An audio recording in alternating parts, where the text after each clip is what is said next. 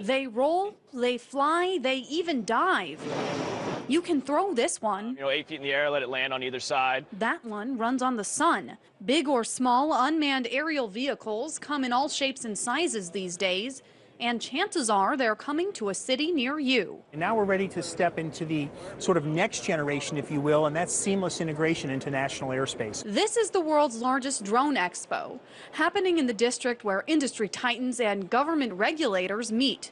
7,000 people and 600 corporations from over 60 countries show off their inventions here. This is the future of technology. So what we have here, this is the unmanned little bird. What we see here is the Discoverer 2. At about 130 pounds, you have the Talon robot. The UAV industry in the U.S. is expected to rake in $82.1 billion in the next decade and gross some $482 million in tax revenue. Industry giants boast this unmanned tech will create over 100,000 jobs, reduce operation costs, even save lives. The possibilities are really endless. Search and rescue missions. Natural disasters. Ozone monitoring. It can be used by your police, your fire brigades. Because it's that small, you can keep it in an ambulance. It can be used for border security, embassy protection. Where there's a chance to cash in, businesses are sure to follow, and so are governments. Ohio is one state that's got its eyes on the sky. So let's talk about how this could potentially help Ohio economically. Sure, huge. First of all, research and technology. Unmanned aerial systems, tremendous research opportunity. That's universities, that's private companies, that's economic development. Certainly jobs, creating, manufacturing UAVs. These are the top 10 states looking at UAV technology as money-making opportunities.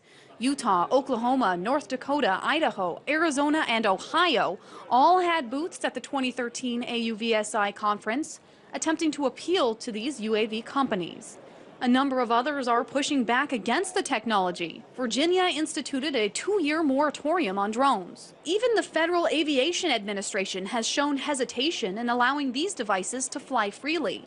But that's not stopping these UAV advocates. We're excited. We're waiting for our legislators and government organizations to figure out exactly what the rules of the road need to be. For those who are worried, privacy tops the growing list of concerns. Happily, we don't sell privacy in that regard. So I would say this. I mean, privacy is a governmental issue, and we respect, the government's decisions on how that ultimately pans out. Regulatory uncertainty and tough competition is forcing companies to solicit to other markets.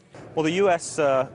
is a big market, obviously. It's difficult to get into the U.S. if you don't have a U.S. presence or a U.S. partner and so on, but this particular product here with this capability is still very, very new in the market, and our focus is right now mostly on Asia as well as the Middle East. Meaning if the U.S. does decide to turn away from this technology, it could soon fall behind the rest of the world.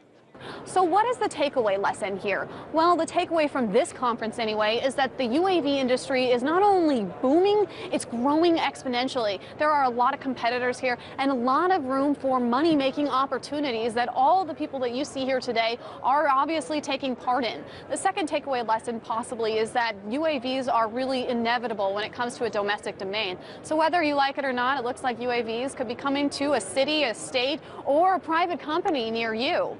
In Washington, Meghan Lopez, RT.